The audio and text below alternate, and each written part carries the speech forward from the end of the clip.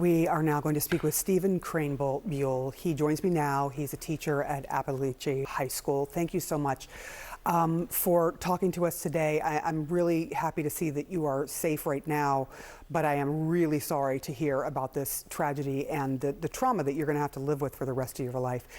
Stephen, can you tell us a little bit about what you experienced, but also anything that you can tell us about the teachers and the students who were killed here, the victims of this, and the 9 people who were shot?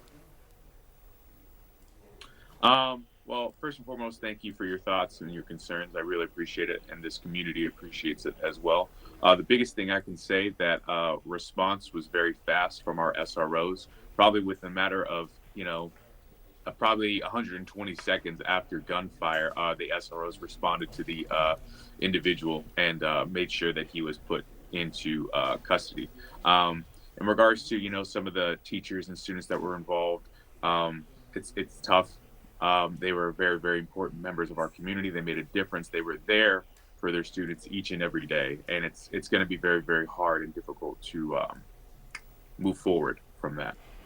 I think it's really remarkable because we heard from school administrators, we heard from police that there's this new system that was put in place in your school just a week prior. The door is locked. And so describe what that did and how that created a much, much safer and much less deadly incident this time around in a school.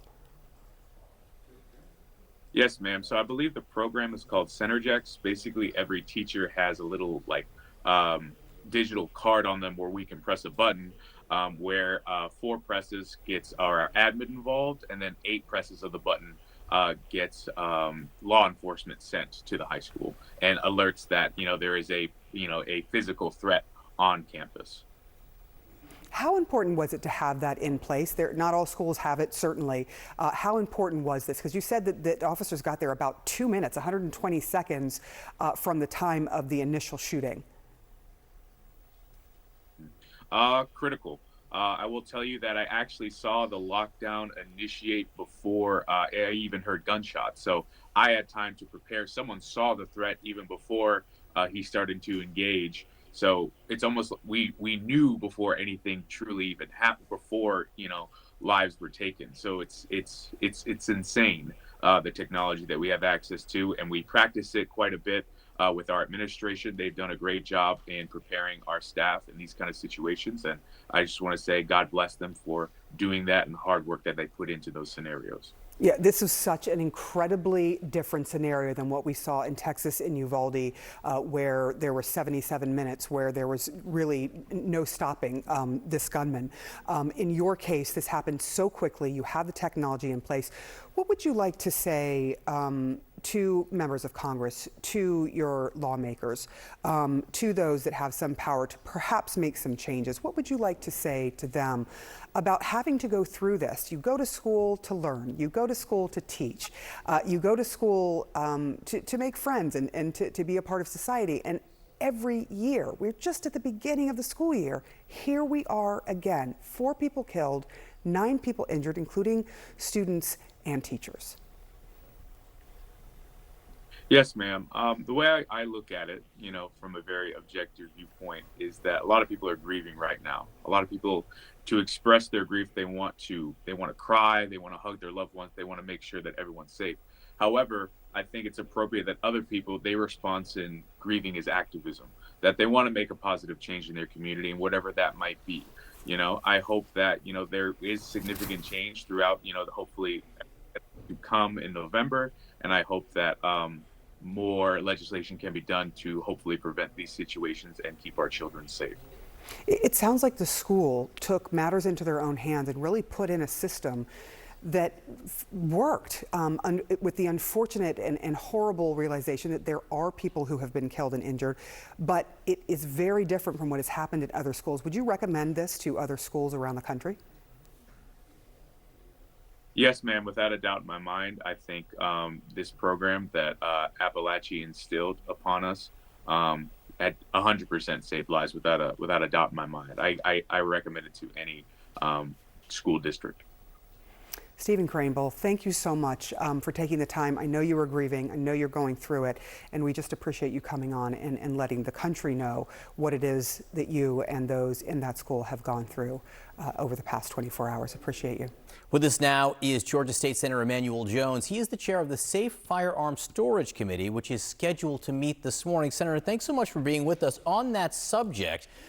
We did learn overnight that authorities went to the suspect's house a year ago, talked to the family because they were concerned about some kind of postings, electronic postings that had been made, and they were told by the parents, yes, there are firearms in this house, but this child does not have access to them. That seems to be right in line with what you're studying. What questions do you have on this? Well, certainly my question is, what led the FBI to go to this young man's home well over a year ago? It must have been another triggering event, and certainly just a typical response of, yes, he does not have access to these firearms. Certainly we know that statement was not accurate. So what issues have you uncovered as your committee has studied this issue of firearm storage? Well, there's three major issues that we've uncovered, and these are all issues that we intend to work on in draft legislation for our upcoming session in 2025. First of all, we got to do a better job in our great state with forward locking laws. We need to work on child access prevention and to hold the parents accountable for children having access to guns, either intentionally or unintentionally. And we need to address the safe storage issues in vehicles, because right now, our region, this part of the country, is one of the tops in terms of thefts of firearms in vehicles. Now, I want to be clear, we don't at this point know how the suspect got his hands on the AR-15. So let's stipulate that. But when you talk about holding parents accountable, how? How do you propose to do that?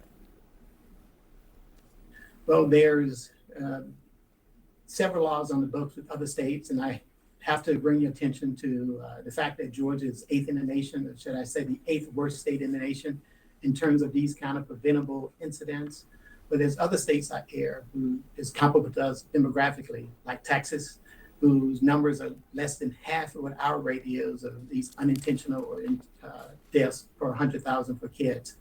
And when we look at firearm safety, we got to look at being able to secure those firearms and ensure that these kids do not gain access to them in any way. There's too much technology out there for us not to take advantage of what's available.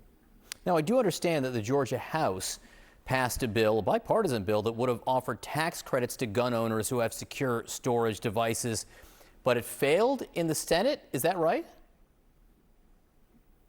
It did, and it only failed by one vote, and I certainly expect that legislation to come up again this upcoming session. And that is just kind of one aspect of this argument, and tax credits is key to the state being able to drive the momentum toward people using safe storage devices. But the state can't do it all. I think businesses should join with us as well. And I'm certainly going to call on them to do that in my study committee. What about families? Oh, well, families is key. And part of a child having access to weapons, if you look at some of this data out there from Everytown and other institutions that study this, you will see that those states that have civil liabilities and even criminal liabilities for the parents and other caretakers of these children, that the rate of these kind of incidents drops significantly. Georgia State Senator Emanuel Jones, the irony, your committee was due to meet today anyway to discuss these issues about safe firearm storage. The need even more pressing now. Thank you very much for being with us. I appreciate it.